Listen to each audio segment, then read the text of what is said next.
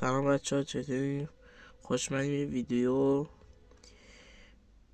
بهتون آموزش میدم که پازل اسکین رو دریافت کنی. اول از همه عکس رو بهتون نشون میدم. وارد اینجا ایونت میشی و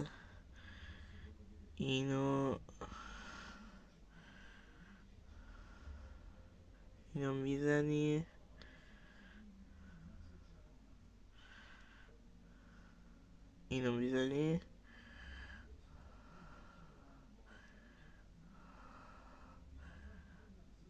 خب بعدش که اینو زدی به عکس رو بهتون نشون میدم.